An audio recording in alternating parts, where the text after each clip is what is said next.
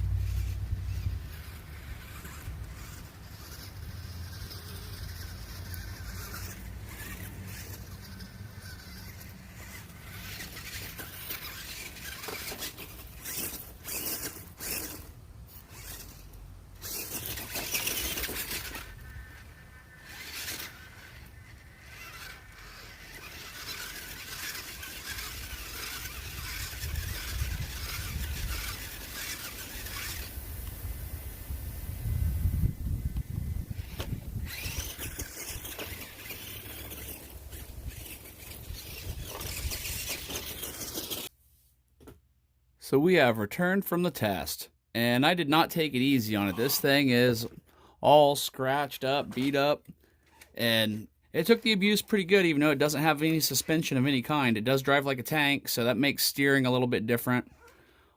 Overall, this is probably the most fun new Bright I have owned so far. The wheelie, being able to balance, just opens up a whole new world of fun. But there are some downsides that you should be aware of before purchasing. Nothing significant, just kind of some strange little things like when it is upside down, the wheels will not turn on, and I suppose that's probably for safety. But the issue is, if you've been doing a stunt and it flips over and you go to pick it up, if you make sure you don't grab it by the wheels, grab it by these bumpers, because when you go to lift it up, I don't know if it's a deal with the optical sensors in there or what, but it will kick these wheels on and it'll start going full throttle.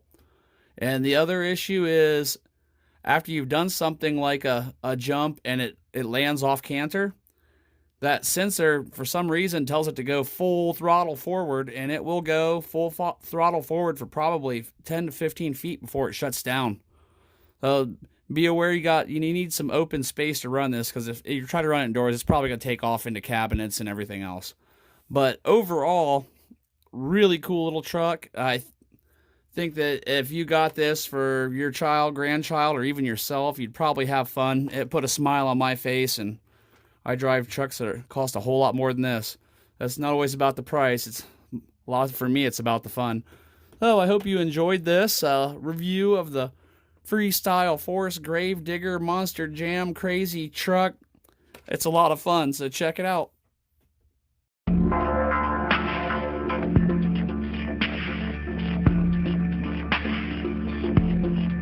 Yeah.